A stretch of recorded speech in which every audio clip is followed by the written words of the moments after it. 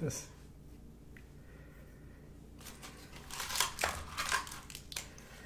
everybody, this is CoinWeek Editor Charles Morgan. My hair's totally a mess today. Does its own thing. So hey, I was getting on and I wanted to go over this weird box of coins that arrived in my box today.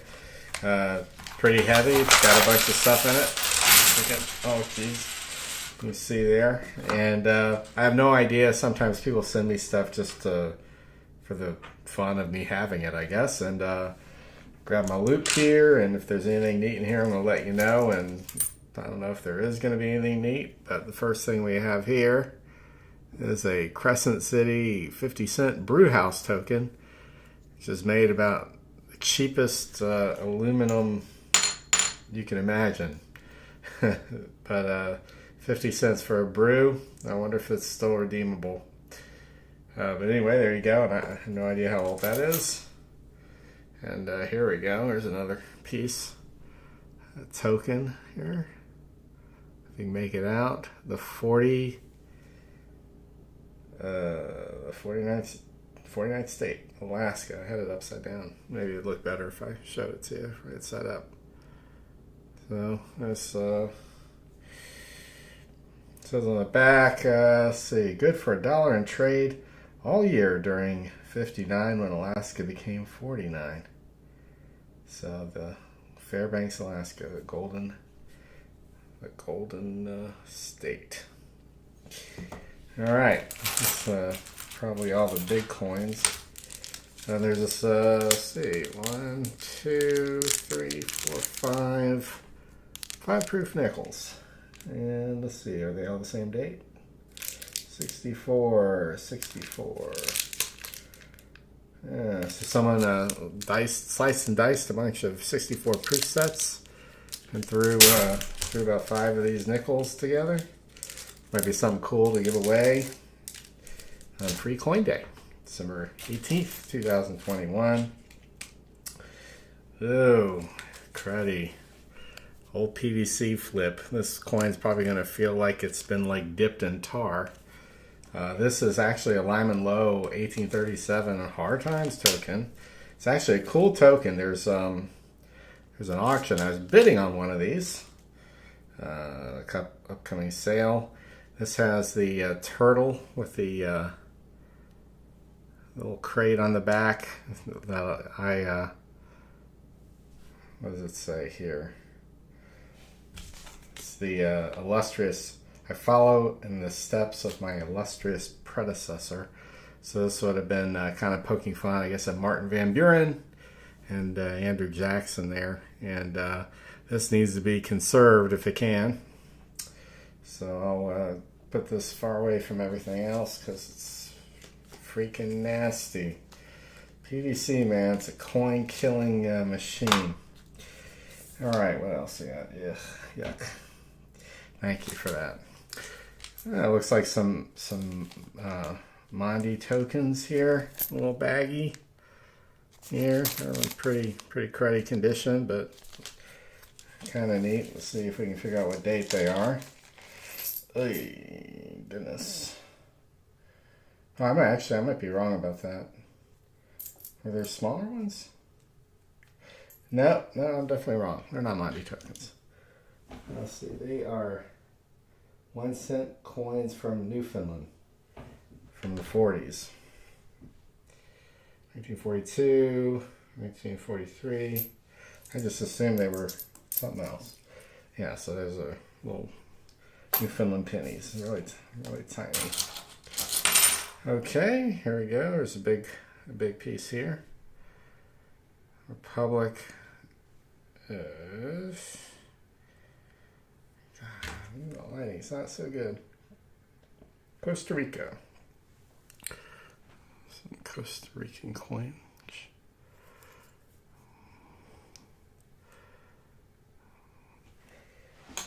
This looks like, and oh my god, this is bad. That looks like John F. Kennedy. 1960, yeah. Yeah, the Kennedy presidential token of some sort. The inscription, John F. Kennedy, his birthday, and his date of his demise. And that coin looks like it's from a horror, or token, looks like it's just got a horror movie. So far I ain't seeing too much stuff that I really like. Here's a little neat medal, George Washington, and a Lincoln on the other side.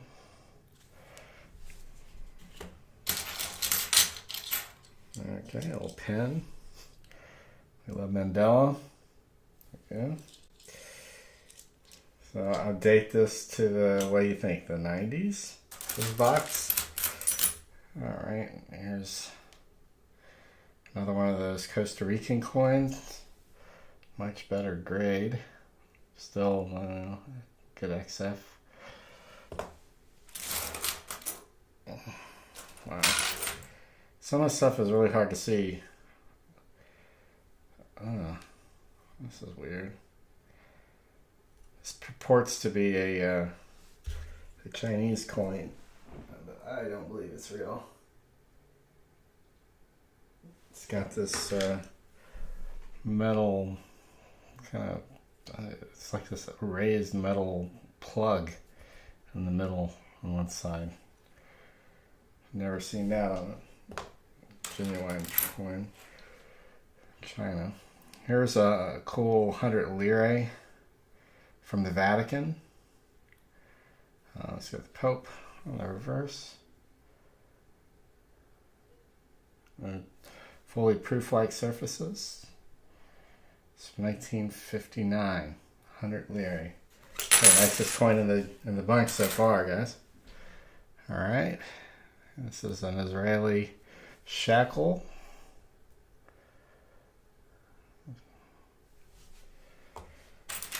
All right. This is a Portuguese 20 escudos from 1987.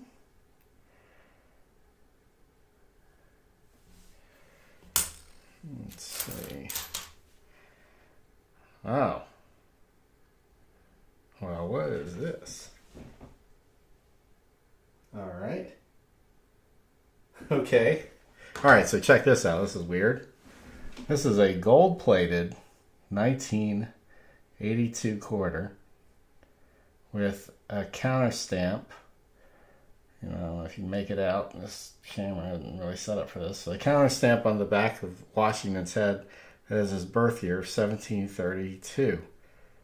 And it looks like it's gold. You know, it's not, obviously. But yeah, this was probably done up and sold to collectors at a premium, and I hope they didn't pay much for it. And it's a neat little, I don't know, neat little conversation starter from a non-mint set year coin. And coins like in fully uncirculated yet completely destroyed condition because of the plating and the counter stamp. But that's kind of neat. Let's see. Here's a Shell's Mr. President coin game token for Theodore Roosevelt. These are actually kind of collectible. Your presidential dollars before the presidential dollars came out. Okay. All right. Here's a commemorative when Churchill passed. Let's put out. See Churchill here. These old flips. Okay. This must be where I thought I had the Mandy money. Because here's a baggie of it. Yeah, I thought I saw it. Yeah, I don't know what date is this. Oh, wow. Ooh, wow. Very tiny. 1838. 1838. What else we got here?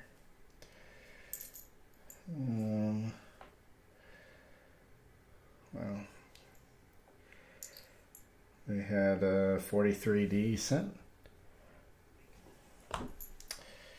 And is this a half dime? I'm just bending over because of the light. Let's see. Half dime. And what year is this? 1840. No, this is tough. I can't tell. The last digit is really, really obscured.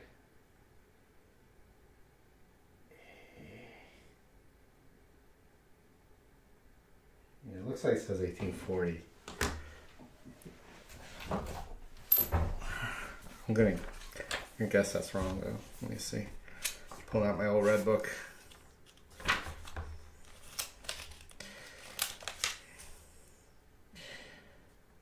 Okay. See if it has drapery on it. It's hard to make out. Not in the greatest condition. And as you know, half dimes are super small. And this thing is very cruddy. Okay, let's see if I can make it out. Yes, there is no drapery. So this would be an 1840 no drapery. So that would have been the common one of the date. A bit over 1 million made, so I don't know, maybe 10, 15 bucks. That's what you get for that, maybe.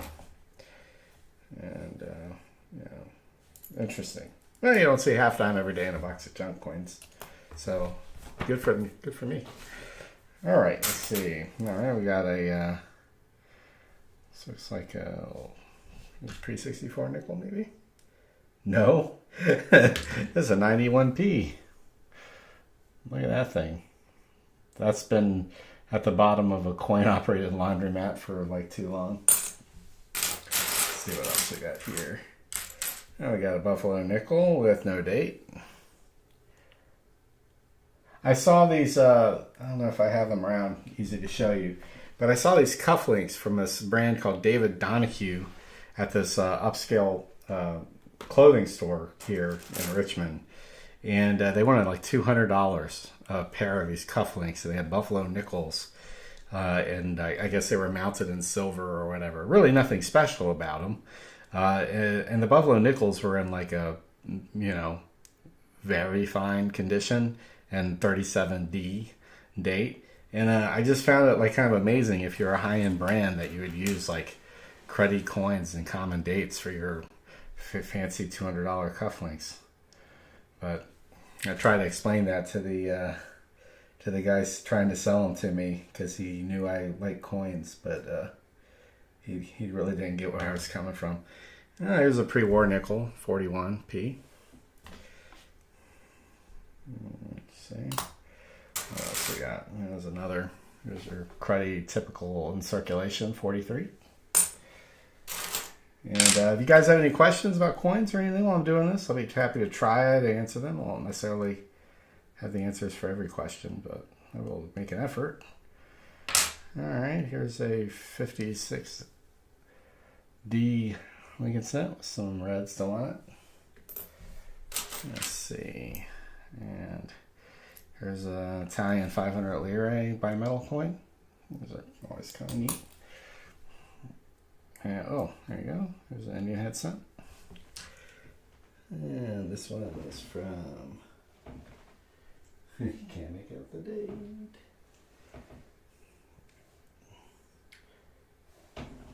Oh, there you go.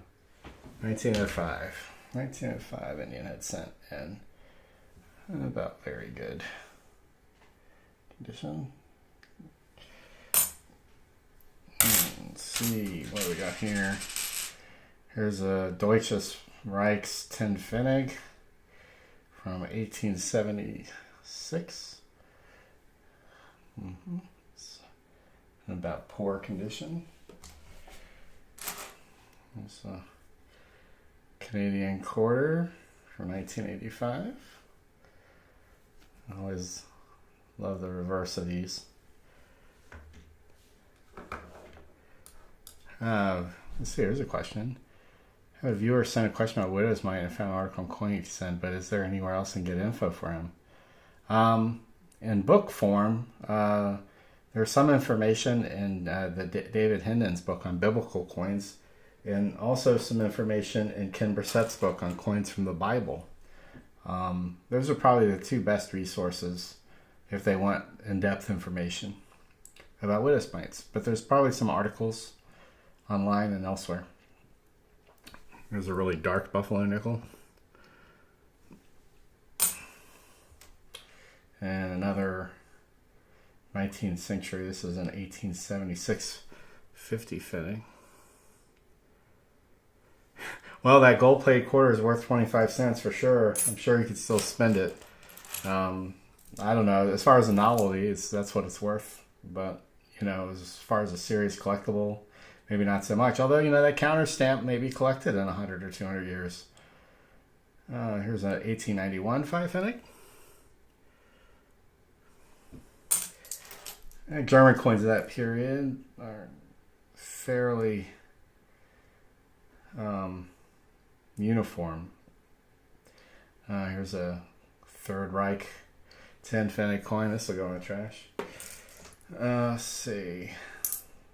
There's a 10 Pfennig from 1888.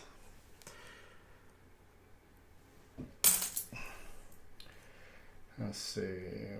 1947 wheat cent.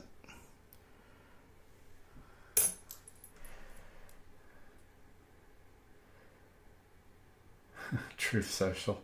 Yeah, they've been trying to market that stuff. Making the rounds. Let's see. What date is this? 1918 Lincoln cent.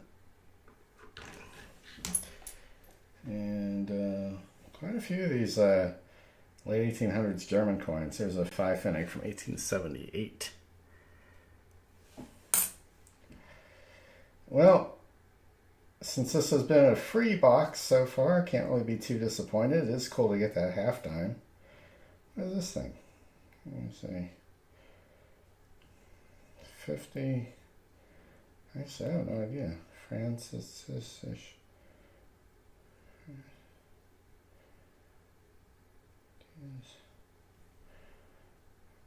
I have no idea what this is. Detotas.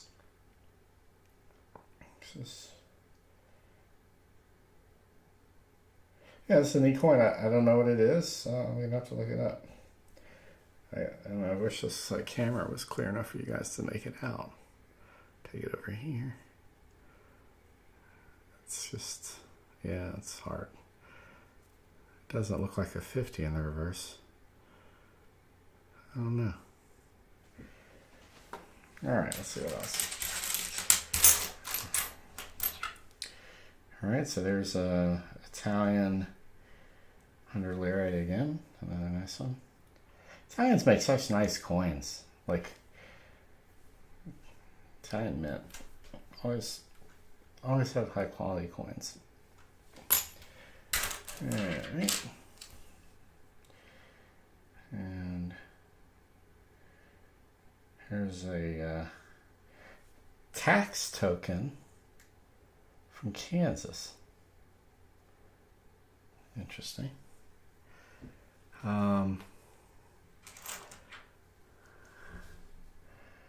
Yeah, I do need better zoom, Mark.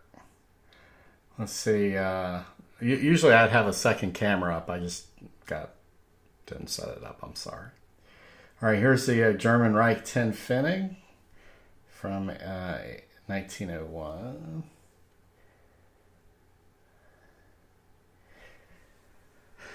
Old Cuban notes. Where did you find that out? I tried to get like a World Banknote Guide, some sort of World Banknote Guide.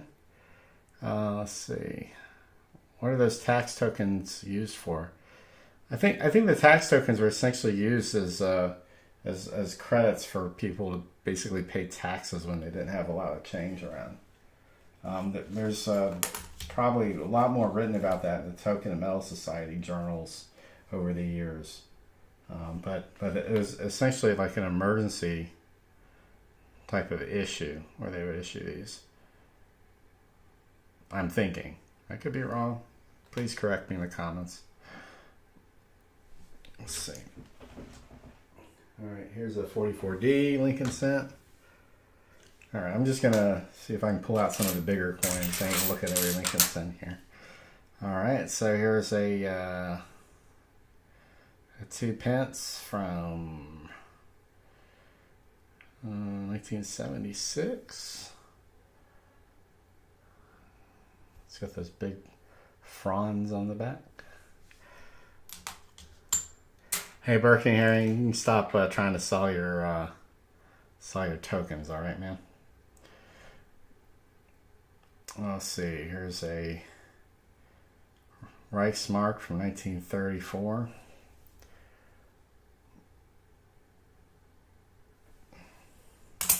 So how much do you think you would pay for this box? Put your number. What do you think this box has been worth so far? 25 cents Canadian in the 80s. This is a, holy heck, I don't know what this is. What is this? Car fare only something. Oh, here's one car fare in the Garden State Parkway in New Jersey. This he paid tolls. Don't think that works anymore. All right.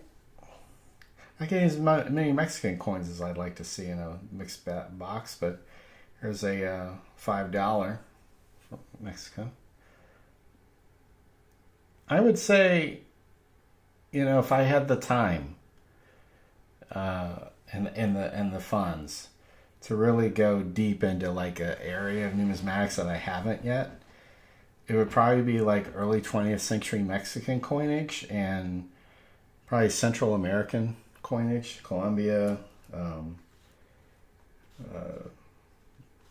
mostly maybe Colombia. I think that is just the most interesting stuff. There's a big confab that's going to be happening this month in Bogota. Here's a 67 dime, just a regular old pocket change coin. Let's see what else we got here. Another 500 lire. I mean, just look how nice these are, man. Why can't we have like nice bimetallic $5 coins or something? It's great. Great stuff. All right, let's see. Anything stands out here? Oh, this is an old coin.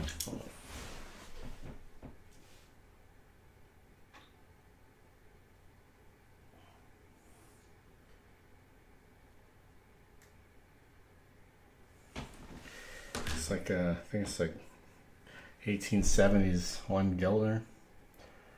Again, the camera is terrible, dreadful, very dark, chocolate, bittersweet chocolate color.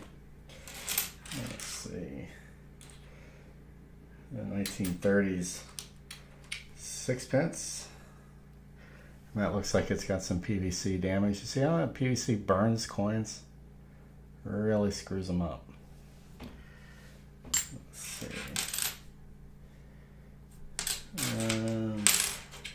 Here's a dateless, I don't know, not quite dateless. 1898 V-nickel in AG.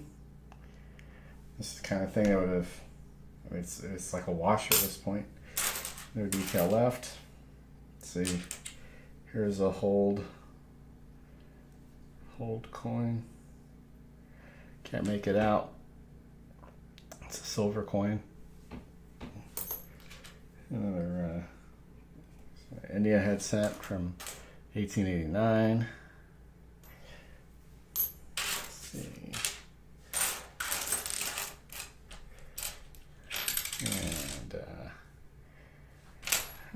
there you go. This is a 19. Oh, this is a cool coin. All right, the halftime was cool. This is cool too. 1944 Philippine coin. This is probably the nicest coin. It looks, AU. Feels like it could be dipped though. It's got a little bit of that stickiness, and I think that might have been in PVC for a while.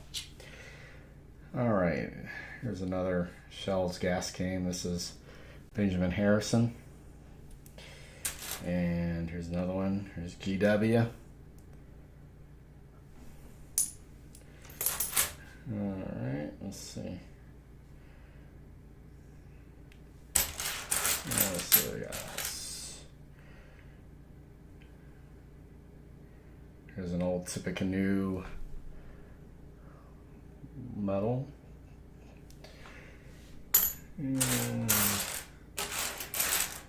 Yeah, pretty much halfway through here, but I'm looking and it's just a bunch of wheat cents of, no dates in particular. Here's a 57 proof, sort of an impaired proof. You see it's starting to turn brown from being exposed. Still's got the mirrors, some fingerprints on it. Let's see, anything else here? And there's some British Empire little silver coins. There's a handful of those. I mean, really what this looks like is somebody who either is collecting stuff from vacations and I have no idea, there's a lot of this like coin jewelry thing, like these old silver coins that like really thin. Yeah, this lot of coins was just sent to me in the mail. I got this box and it said coins English, which it wasn't all, and on the other side it said save it, and it was just sent to me just for me to have a look at it and have it, I guess. I was just got online to talk to you guys. Hi, Hidden Numismatist. Thank you for your congratulations. And there's another Mexican coin. What is this? 1 centavos from 1893. That's another super dark coin. I do have a second camera rig. I think in the future, if when I do these, I'll hook it up so I can get those close-ups better for you guys. All right, so what's this? 30-cent piece. What date? 1865, maybe. Yep, 1866. There's an 1866 3-cent piece, and I'll add that to my little coins I'm going to be donating this holiday. So people can appreciate that. Here's a war nickel, 44p, and this thing looks like it's been cleaned. What else? Oh, here's a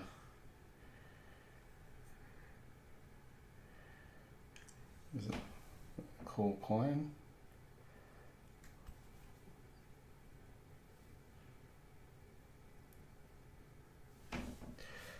So Free Coin Day. We've been kind of promoting this, Rob Oberth and I, and this is something that isn't necessarily going to be at every coin shop, but you can help make that available at your coin shop by contacting your local dealer and asking them to contact us and to participate. No cost to them to do it other than to put a little bit of promotion together so they can give some free coins to people who come in their shops.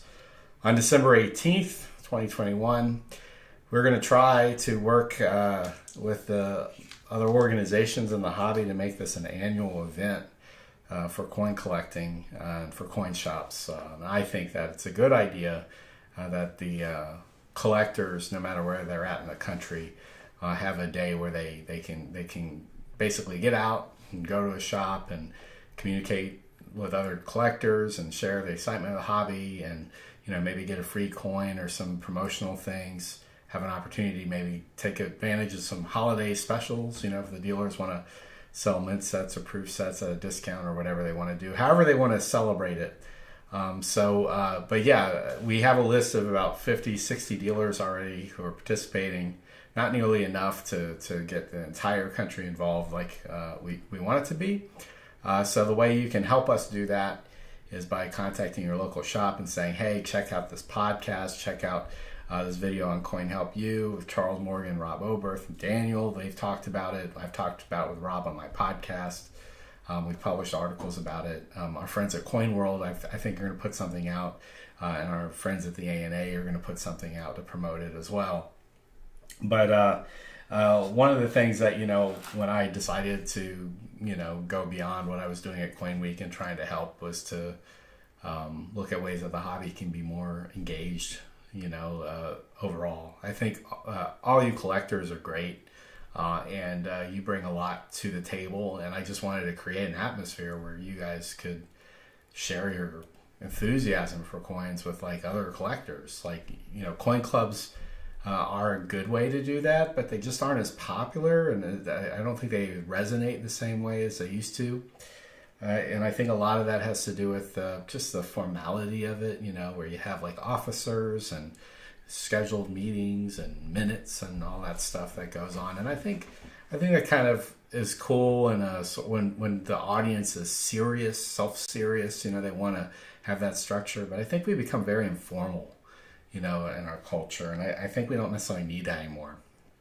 So maybe Free Coin Day will help. Maybe other, like all the YouTubers who go on and stream and talk about coins and dig through boxes looking for silver $half or however it is that they're talking about this hobby and whatever angle they're approaching helps. And, you guys participating helps too. So anyway, I just, it's the middle of the night here. I've got a million things to do, but I saw this cool box and I wanted to get on and just, hang out with you guys a little bit. If any of you guys are gamers, I don't know if you are or not, but you reach out to me, like I do a little bit of gaming too, and we can maybe get on and talk about coins there in a little bit more personal way. But anyway, guys, you all take care, and we'll have our next episode of the podcast coming up in Monday with Christian Harch of Treasure Town, who joined us. I saw him at the Baltimore show and wanted to kind of pick his brains a little bit about how he's evolved as a personality in the hobby, with a very large YouTube channel. And we also have some really interesting articles on the way for you. And, before you know it, it'll be the new year, and we'll be at the Fun Show and the New York show. And it'll be a great way to start the year. And hopefully we see each other if you go to these shows. So anyway, for Coin Week, I'm Editor Charles Morgan. I'll see you guys later. Bye-bye.